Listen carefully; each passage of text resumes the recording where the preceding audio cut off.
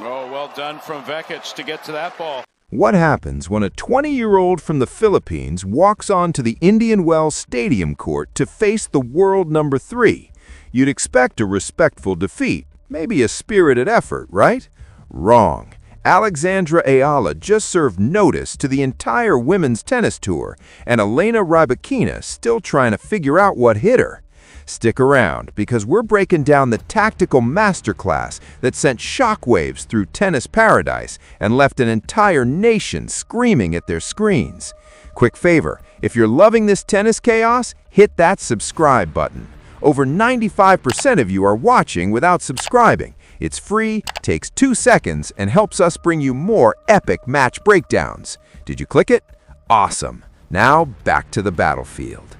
Picture this. The pristine courts of Indian Wells, sun blazing overhead, fans filling the stands expecting to watch Elena Rybakina, fresh off her Australian Open triumph, steamroll another opponent on her march toward another title. This woman had been unstoppable, absolutely dominant. Her serve was launching missiles, her forehand was painting lines, and her confidence was sky high. She'd already claimed 1 major this year and was gunning for more. Enter Alexandra Eala, ranked outside the top 100, unseeded, with absolutely nothing to lose and everything to prove. The odds? Let's just say bookmakers weren't exactly sweating.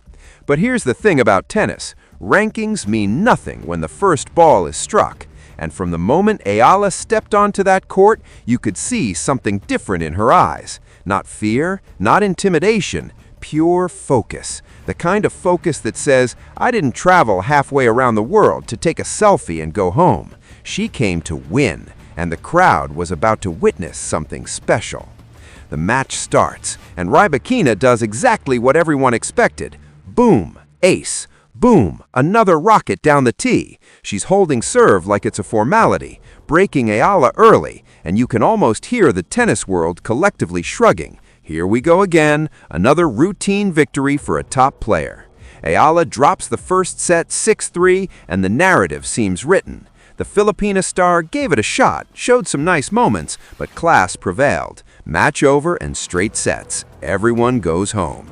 Except that's not what happened. Not even close. Because something shifted between sets. While Rybakina was probably already thinking about her next match, Eala was in the corner with her team, recalibrating, adjusting, plotting.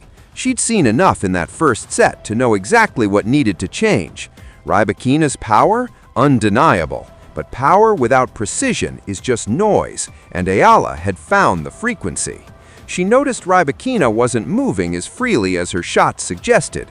Those big ground strokes were masking something. Maybe fatigue, maybe a slight injury, maybe just the limitations that come with being a pure power player on a slower court. Whatever it was, Eala saw it, and she was about to exploit it ruthlessly. The second set begins, and boom, Eala breaks immediately. The crowd stirs. Wait, what just happened? Rybakina, suddenly looking less invincible, tries to respond with more power, but Eala's not playing that game anymore. She's mixing it up, dropping shots short, pulling Rybakina forward, then launching deep topspin rallies that force the Kazakh star to generate her own pace. And here's where it gets beautiful. Eala isn't just defending anymore. She's conducting a symphony of controlled chaos. Every shot has a purpose, every rally is a test, and Rybakina, for the first time all match, looks uncomfortable. The crowd's energy transforms. What started as polite applause for the underdog is now building into something electric. People are leaning forward in their seats, phones are coming out, Twitter is exploding, because tennis fans know what they're watching. This isn't a fluke, this isn't luck. This is a young player announcing her arrival on the biggest stage, and she's doing it with style, intelligence, and an ice-cold demeanor that would make champions twice her age jealous. Eala holds, breaks again. Suddenly it's 4-1, and Rybakina is the one looking rattled. The commentators are scrambling to adjust their narrative. They're pulling up Eala's junior record, her training with Rafa Nadal's academy, her victories on the ITF circuit. Everything that was overlooked before is now being presented as evidence that this was always coming. Hindsight is 20/20 in tennis commentary, folks. But the fans in the stadium, they don't care about narratives. They're witnessing greatness in real time. And the roar when Eala closes out the second set 6-2 is deafening. Game on. Now here's where champions are made. Third set, everything on the line. Rybakina, a proven winner with major titles, facing a player who's never been this deep in this big of a tournament. Conventional wisdom says experience wins out. The veteran steadies the ship, finds another gear, and the dream ends. But Alexandra Eala didn't get this far by following scripts. She breaks immediately, again, and you can see Rybakina's shoulders drop just slightly. That tiny moment of doubt creeping in. Meanwhile, Eala is playing like she's been here 100 times, calm, composed, ruthless. The rallies in this deciding set are absolute masterclasses in modern tennis. Rybakina is still hitting the ball clean, still finding the corners, but Eala is everywhere, sliding into shots, redirecting pace, changing angles, and then she pulls out the drop shot. Oh, that drop shot. Rybakina charges forward, barely gets there, and Eala calmly passes her down the line. The crowd erupts. Somewhere in the Philippines, an entire nation just woke up their neighbors. Social media is going berserk. Memes are being created in real time. One shows Eala as a giant slayer with a caption, "Size doesn't matter when you've got strategy." Another has Rybakina looking confused with the text, "Where did this come from?" But Rybakina's not done. She's a champion for a reason. She digs deep, starts holding serve more convincingly, and suddenly Eala's up a break, but serving at 5-3. This is the moment. This is where the pressure either crushes you or forges you into something stronger. Eala bounces the ball once, twice, locks in, and delivers. A service game so clean, so professional that you'd think she'd won a dozen titles at this level, except she hasn't. This is new territory, and she's navigating it like a seasoned champion. Match point. 26-shot rally. Let that sink in. 26 shots with everything on the line. Back and forth, side to side, both players refusing to blink. Rybakina's hitting heavy, trying to force an error. Eala's absorbing, redirecting, staying patient. And then, out of nowhere, boom, a backhand drop shot so perfectly executed, it might as well have been drawn up on a chalkboard. Rybakina lunges, can't get there, and the ball bounces twice. Match over. Alexandra Eala has just beaten the world number 3 at Indian Wells, and the tennis world will never look at her the same way again. The immediate aftermath is pure chaos. Eala drops her racket, covers her face, probably can't believe what just happened. Rybakina, to her credit, comes to the net with grace, shakes hands, and probably heads to the locker room wondering how a match she controlled early slipped away so completely. The commentators are talking about upset of the tournament, maybe upset of the year. Social media is on fire. Tennis Twitter, always dramatic, is declaring this the dawn of a new era. Filipino fans are celebrating like she just won Wimbledon. And somewhere, tennis coaches are going to be using this match tape for the next decade to teach their students about tactical flexibility, mental toughness, and how to beat players who are supposed to be unbeatable. But here's what makes this victory so significant, beyond just the rankings and the headlines. This wasn't a one-off miracle. This wasn't Eala hitting the best tennis of her life for one day and hoping it held up. This was calculated destruction. From the moment she adjusted her tactics after the first set, every decision she made was the right one. She identified Rybakina's weakness, movement on slower courts, and attacked it mercilessly. She understood that power players hate variety, so she gave Rybakina everything: slices, topspin, drop shots, moonballs, angles.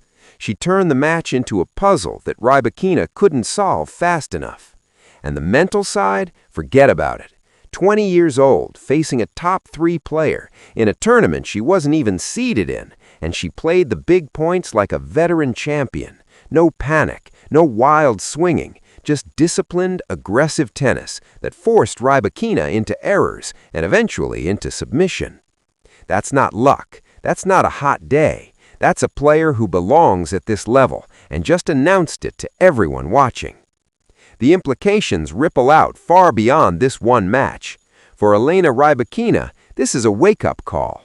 You can't rely solely on power anymore. The tour is getting smarter, faster, more adaptable. Young players like Eala aren't intimidated by big names or big serves. They're studying film, working with top coaches, and they're hungry. Rybakina will bounce back. She's too good not to. But this loss will sting because it exposed vulnerabilities that other players will now target. For Alexandra Eala, this changes everything.